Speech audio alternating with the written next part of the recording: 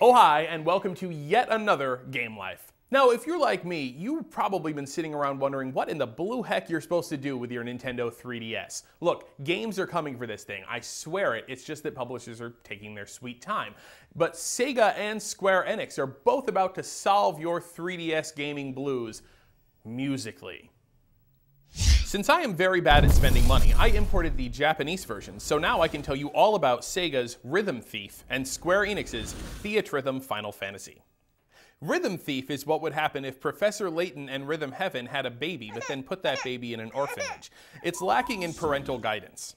You're a famous cat burglar who solves mysteries in the city of Paris, France. You spend half the game wandering the city, tapping the screen to find secrets, and talking to people to get clues. Occasionally, instead of solving logic puzzles like Professor Layton, you'll play a music game like Rhythm Heaven to advance the story.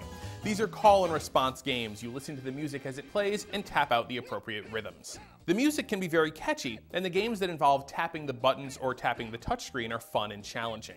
Rhythm Thief's problem is the games that require you to rotate the 3DS in rhythm. These are just infuriatingly imprecise and should have been gotten rid of. And then there's Theatrhythm Final Fantasy, the game with the worst possible name.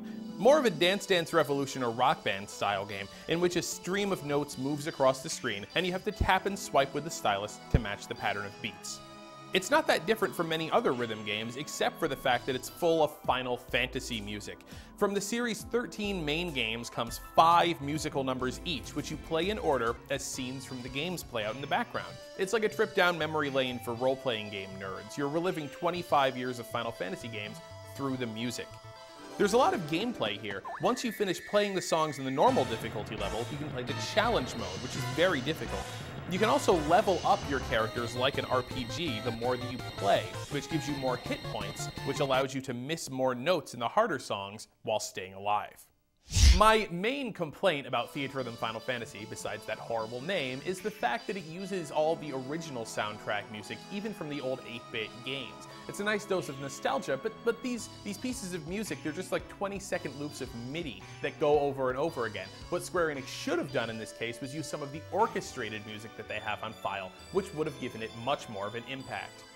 So while neither of these two rhythm games are perfect, fans of the music genre can keep their toes tapping with their 3DS this July. That's it for this episode of Game Life. We will see you next week.